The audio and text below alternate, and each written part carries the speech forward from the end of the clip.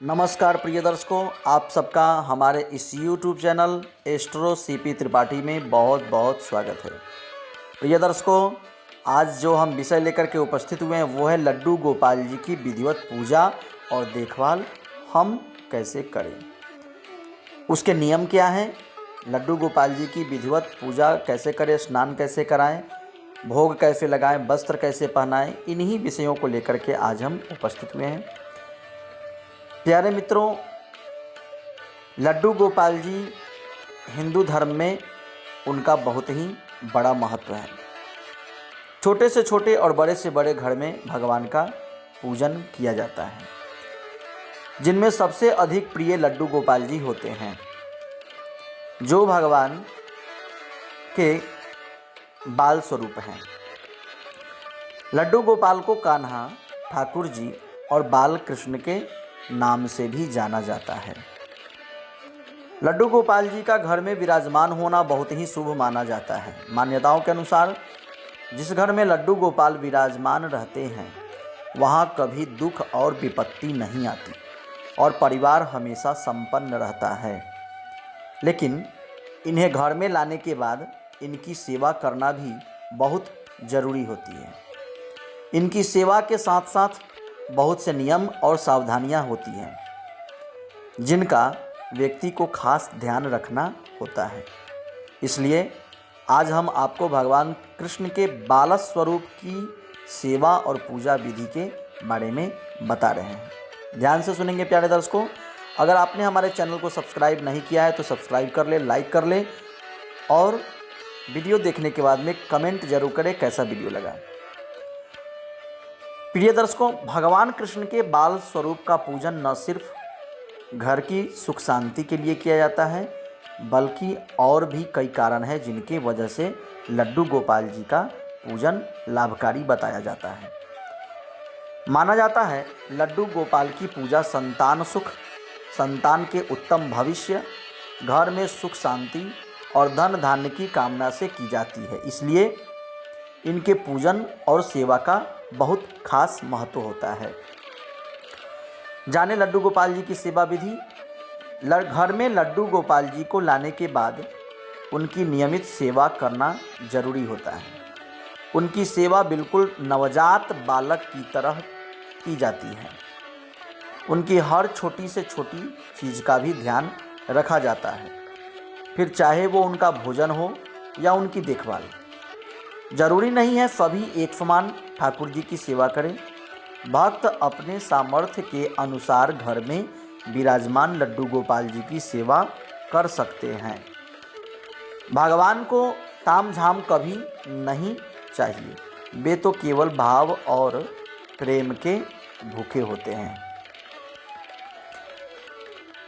लड्डू गोपाल जी के विराजमान होने के बाद इन बातों का विशेष ध्यान रखना चाहिए।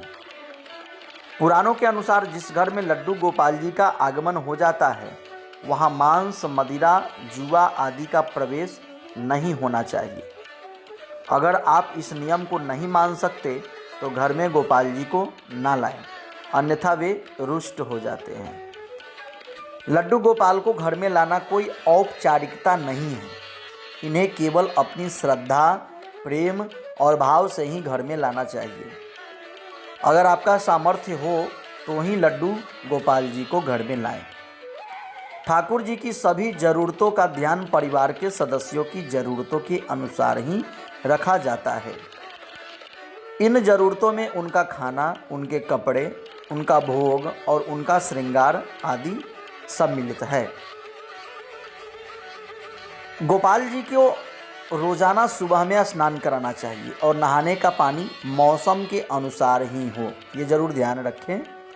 यानी सर्दियों में गर्म पानी और गर्मियों में ठंडा पानी। हो सके तो पानी में थोड़ा गुलाब जल भी ज़रूर डाल ले और थोड़ा केसर ज़रूर डाल ले। स्नान कराने के बाद ठाकुर जी को साफ सुथरे वस्त्र पहनाने चाहिए। शुष्क वस्त्रेण अंग प्रोक्षणम, सूखे हुए वस्त्र से भगवान को जरूर पोंछ ले। उसके बाद में साफ सुथरे वस्त्र जरूर उनको पहनाएं। संभव हो तो वस्त्रों को रोज धो लेना चाहिए। फीके रंगों की बजाय चटक और चमकदार रंग के कपड़े भगवान को पहनाना चाहिए, क्योंकि ठाकुर जी को बन ठन के रहना पसंद है, इसलिए इनका खास ध्यान रखें। लड्डू गोपाल जी के वस्त्र भी मौसम के अनुसार ही होने चाहिए, यानी सर्दियों में गर्म ऊनी कपड़े और गर्मियों में हल्के सूती कपड़े पहनाने चाहिए, और गर्मी से बचाव के लिए भी प्रबंध रखना चाहिए। खिलौने नन्हे बालक को बहुत पसंद होते हैं, इसलिए लड्डू गोपाल जी की भगवान के बालक स्वरूप हैं, उन्हें भी खिलौने बहुत पसंद होते हैं, इसलिए उनके लिए खिलौने भी लेकर के जरूर आए। भगवान के लिए सुंदर बांसुरी जरूर रखें। छोटी छोटी गैया, उनके और भी जो बच्चे हैं, बच्चियां हैं, बछड़े हैं, उनको भी अगल बगल में ज़रूर सजाएं। घंटी ज़रूर रखें। लड्डू गोपाल जी को भोजन खिलाने का भी नियम होता है। ठाकुर जी को भी समय समय पर भोजन कराया जाता है। घर के बाहर यदि कुछ खा रहे हैं तो भोजन करने से पहले प्रणाम करके पहले ठाकुर जी के नाम का निवाला निकाल दें और उसके बाद भोजन करें। अगर बाहर से कोई चीज़ घर में आ रही है तो ध्यान रखें वह ठाकुर जी को भी अवश्य खिलानी चाहिए, मुख्य रूप से मीठा। लहसुन प्याज आदि मिले भोजन का गोपाल जी को भोग नहीं लगाना चाहिए। मीठी और बिना लहसुन प्याज की सभी चीज़ों का भोग ठाकुर जी को अवश्य लगाना चाहिए।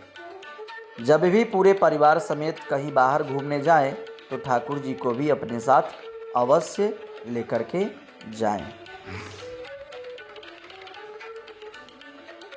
इससे उनको अच्छा लगेगा।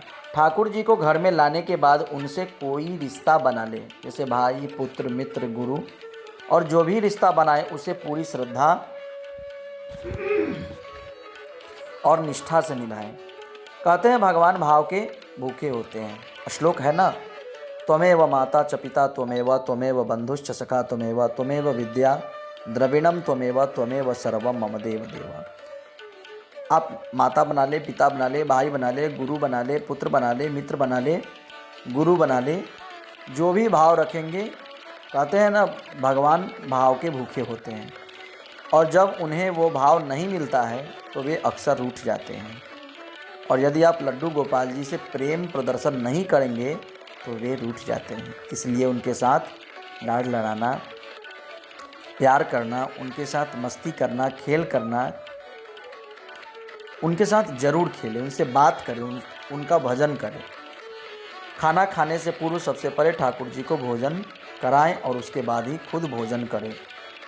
रात्रि में लड्डू गोपाल जी को शयन भी अवश्य कराएं। जैसे छोटे बालक को सुलाया जाता है, उन्हें थपकी दी जाती है, लोरी गाए जाते हैं, कहानियाँ सुनाए जाते हैं, उसी प्रकार से उनके लिए अच्छे से गद्दे और तकिए बनवाएं जिस पर विश्राम करने में उन्हें कोई तकलीफ़ ना हो, और उन्हें सुला करके उन्हें थपकी दें और लोरी गाएं, कहानियाँ सुनाएं।